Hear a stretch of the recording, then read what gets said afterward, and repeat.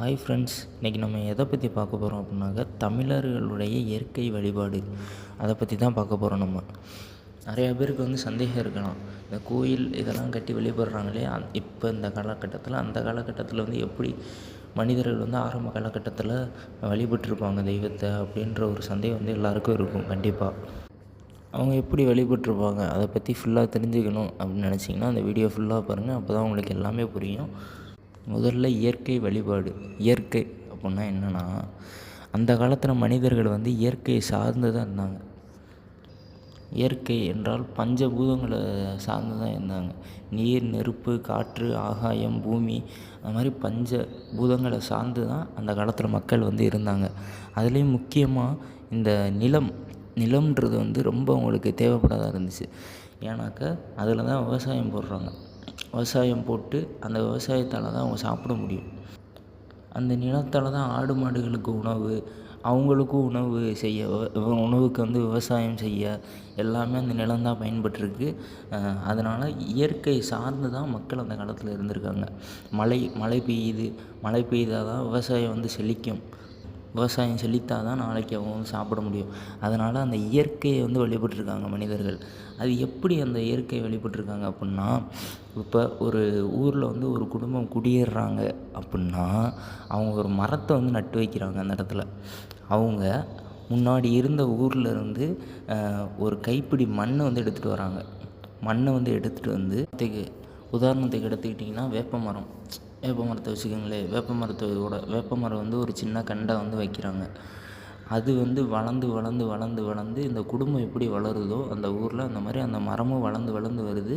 அந்த மரத்துக்கு நன்றாக தண்ணி ஊற்றி அதை வளர்க்குறாங்க. அந்த குடும்பம் வளர்த்து அந்த மரம் அடுத்த தலைமுறைக்கு பயனுள்ளதாக இருக்கிற மாதிரி மாற்றி கொடுக்குறாங்க அந்த குடும்பம். அடுத்தடுத்த தலைமுறைகள் அந்த குடும்பத்தில் வர்றவங்க எல்லாம் அதே மாதிரி அந்த மரத்தை நல்லபடியாக பார்த்துக்கிட்டு நல்லபடியாக வளர்த்து வர்றாங்க. அதையே வழிபட ஆரம்பிக்கிறாங்க கொஞ்ச நாளில். ஏன்னா இயற்கையை சார்ந்து தான் இருக்காங்க மனிதர்கள். அதனால் அவங்க முன்னோர்கள் வச்சுட்டு போன அந்த மரத்தை வழிபட ஆரம்பிக்கிறாங்க கொஞ்ச நாளில். இப்போ எப்படி நம்ம அந்த காலத்தில் நம்ம முன்னோர்களை கட்டி வச்ச கோயிலை நம்ம வழிபடுறோமோ, அதே மாதிரி இந்த குடும்பத்தார் அந்த காலத்தில் அவங்க குடும்பத்தில் பெரியவங்க நட்டு வச்ச அந்த மரத்தை வளர்த்து அந்த மரத்தையே வழிபட்டும் வர்றாங்க. காலையில் எந்திரிச்சு எப்படி வழிபடுறாங்க அப்படின்னா, காலையில் எந்திரிச்சு வயலுக்கு போய் வேலை பார்க்க, ஏன்னா அந்த காலத்தில் இயற்கை சார்ந்து தான் இருக்காங்க. வயலுக்கு போய் வேலை பார்க்கணும். அதுதான் முக்கியமான. வீட்டில் ஒரு ஆளாச்சும் வயலில் போய் வேலை பார்க்கணும். மற்ற தொழில் மற்றவங்க பண்ணாலும் வீட்டில் ஒரு ஆளாச்சும் வயலில் போய் வேலை பார்த்தா தான் சோறு கிடைக்கும். அதனால் வயலில் போய் காலையில் வேலை பார்க்க போகிறதுக்கு முன்னாடி அந்த மரத்தை வழிபடுறாங்க. படையல் ஏதாச்சும் அவங்க வீட்டில் சமைச்ச சாப்பாடை அந்த மரத்துக்கு படைச்சி தூபதீபம் காட்டி வழிபட்டு அந்த வயலுக்கு வேலை பார்க்க போனாங்க அப்படின்னாக்க, அவங்களுக்கு அன்றைக்கி ஒரு நிம்மதி, மனதுக்கு ஒரு நிம்மதியோடு போய் அந்த வேலையை பார்ப்பாங்க. அப்போ அந்த வேலை நல்லபடியாக நடக்கும், ஒரு நம்பிக்கை. இப்படி தான் மக்கள் இயற்கை வழிபாடு பண்ணியிருக்காங்க அந்த காலகட்டத்தில். அடுத்து இது எப்படி பரிமாண வளர்ச்சி அடையுது அப்படின்னாக்க, அரசர்கள் காலகட்டம் வருது. அரசர்கள் காலகட்டம் வந்ததுக்கப்புறம் போர் நடக்குது. அப்போ அந்த போர் நடக்கும்போது எதிரி நாட்டு அரசனோட போர் செய்கிறாங்க. போர் செய்யும்போது நிறைய வீரர்கள் இறப்பாங்க. அப்போ அந்த வீரர்கள் இறந்தவுடனே அந்த வீரர்களோட குடும்பத்தார் என்ன பண்ணுறாங்க அப்படின்னா, அந்த இறந்த வீரனுக்கு ஒரு நடுக்கல்னு ஒரு விஷயத்தை அவங்க சொந்த இடத்துல நடுக்கல் அப்படின்ற ஒரு கல்லை நட்டு வைப்பாங்க. அந்த வீரரோட சமாதியில் நடுக்கல் அப்படின்ற ஒரு விஷயத்தை நட்டு வைப்பாங்க. அந்த நடுக்கல், அந்த கல்லில் என்ன இருக்கும் அப்படின்னா, அந்த வீரனுடைய இறந்த காலகட்டம், பிறந்த காலகட்டம், அவர் என்னென்ன பண்ணியிருக்காரு, அவரோட சிறப்பு குணம் என்ன, அவரோட உடல் வடிவம் எப்படி இருக்கும் அப்படின்ற அந்த வீரனை பற்றி எல்லாமே, அவரோட வீர சாகசங்களை பற்றி, அவர் எப்படி இறந்தார், எந்த போரில் இறந்தார், எந்த காலகட்டத்தில் எந்த அரசனோட போரில் இறந்தார் அப்படின்ற எல்லா விஷயத்தையுமே அந்த கல்லில் பொறிச்சு வச்சுருப்பாங்க. அந்த கல்லை வழிபட ஆரம்பித்தாங்க. அவர் இறந்த அன்னைக்கு வருடம் அந்த குடும்பத்தார் வந்து அந்த நடுக்கல்ல போய் மனசார அவங்களுக்கு முடிந்ததை வந்து படைத்து அந்த நடுகல்லுக்கு தன்னோட முன்னோர் அப்படின்ற இதில் வந்து வழிபட ஆரம்பிக்கிறாங்க. அது வந்து தலைமுறையாக அவங்க வாரிசுகளுக்கு அதை வந்து சொல்கிறாங்க. இந்த மாதிரி நம்மளோட முன்னோர் தான் அவங்க, இவங்களை வழிபடுங்க அப்படின்னு சொல்கிறாங்க.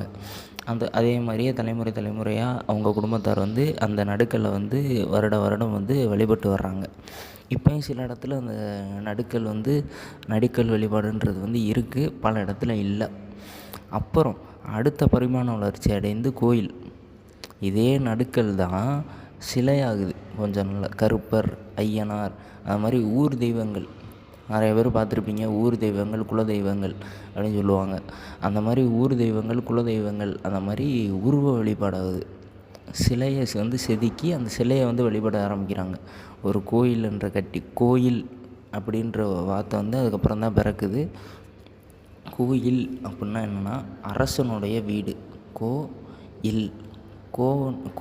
இல்லம், அதாவது அரசனுடைய இல்லம் அப்படின்றதா அர்த்தம். அரசன் எப்படி ஊர் மக்களையும் ஊரையும் காக்கிறானோ அதே மாதிரி அந்த கோயிலும் காக்கணும் அப்படின்ற எண்ணத்தினால தான் அந்த காலத்தில் அரசர்கள் வந்து அதிகமான கோயில்களை வந்து கட்டியிருக்காங்க. அந்த காலத்தில் கட்டின கோயிலெலாம் பார்த்திங்கன்னா மேடான பகுதியில் தான் இருக்கும், பார்த்துருப்பீங்க. ஏன்னா அந்த காலத்தில் வந்து பேரிடர் காலங்களில் வெள்ளம் வருது அப்படின்னா மக்கள் வந்து சிரமப்படுவாங்க. வீட்டில் இருக்க முடியாது, வீட்டுக்குள்ளே தண்ணி வந்துடும். அதனால் கோயில் கட்டியிருந்தாங்க அப்படின்னா கோயில் வந்து மேடாக இருக்கும் ஊரில். அந்த கோயிலில் போய் மக்கள் வந்து தங்கிக்கிடுவாங்க. அதுக்கு வந்து பயன்படுது அந்த கோயில்.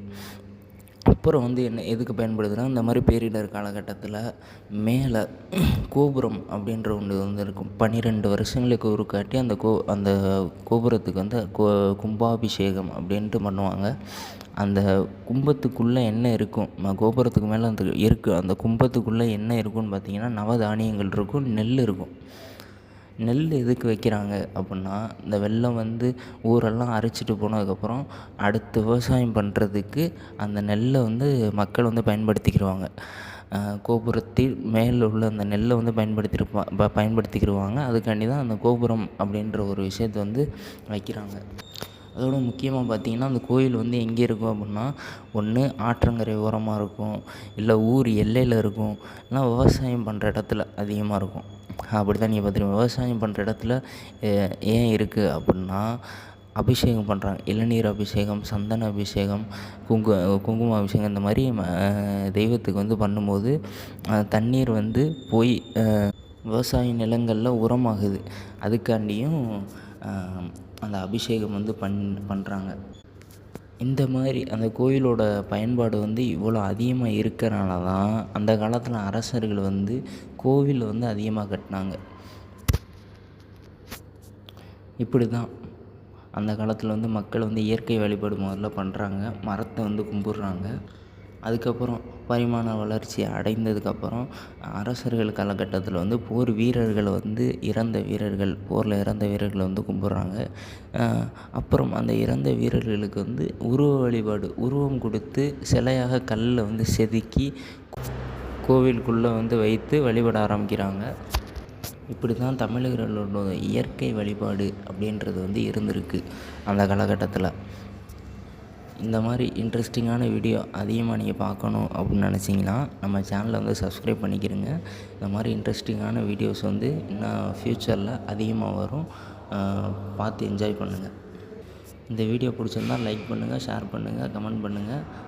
மறக்காமல் சப்ஸ்கிரைப் பண்ணி வச்சுக்கோங்க. அப்போ தான் இந்த வீடியோஸ் இனி ஃப்யூச்சரில் வர வீடியோஸ்லாம் உங்களுக்கு நோட்டிஃபிகேஷனில் இல்லை சஜஷனில் வரும்.